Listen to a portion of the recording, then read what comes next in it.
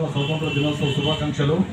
గ్రామ సచివాలయం ముందు మేజర్ గ్రామ పంచాయతీ సర్పంచ్ చలవది రంగం అధ్యక్షతన జాతీయ పతాకాన్ని ఆవిష్కరించడం జరిగింది.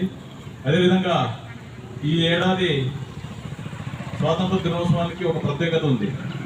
ఎందుకంటే రాష్ట్ర ముఖ్యమంత్రి నారా చంద్రబాబు నాయుడు గారు మరి అదేవిధంగా రాష్ట్ర ఉప ముఖ్యమంత్రి పవన్ కళ్యాణ్ గారు గతంలో మేజర్గా పంచాయతీల్లో రాజ్యాంగ ప్రకారం సర్పంచులకు ప్రత్యేక హోదాలు ఉండేటివి. ఆ హోదాలు రోజు రోజుకి విస్మరిస్తుంటే నేడు స్థానిక సంస్థలను బలోపేతం చేసే కార్యక్రమంలో భాగంగా రాష్ట్ర ఉప ముఖ్యమంత్రి పవన్ కళ్యాణ్ గతంలో కేవలం మేజర్ పంచాయతీలకు 250 రూపాయలు, మైనర్ పంచాయతీలకు 100 రూపాయలతో స్వాతంత్ర దినోత్సవాలు జరుపుకోవాలనే ఆదేశాలు ఉండేవి.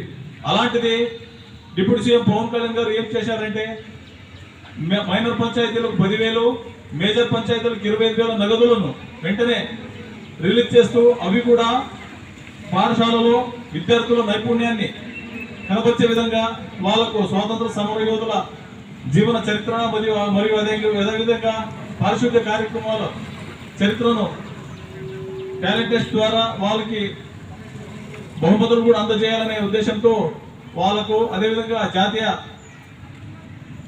పతాకాన్ని ఆవిష్కరించే కార్యక్రమంలో గ్రాండ్ గా దిగ్విజయంగా చేయాలని కార్యక్రమంతో ఈ కార్యక్రమం చేపట్టడం జరిగింది. అందుకు ఈ కార్యక్రమం తీసుకుని వచ్చిన రాష్ట్ర ముఖ్యమంత్రి చంద్రబాబు నాయుడు గారికి అదేవిధంగా రాష్ట్ర ఉప ముఖ్యమంత్రి పవన్ కళ్యాణ్ గారికి ప్రత్యేక కృతజ్ఞతలు తెలియజేస్తున్నాము.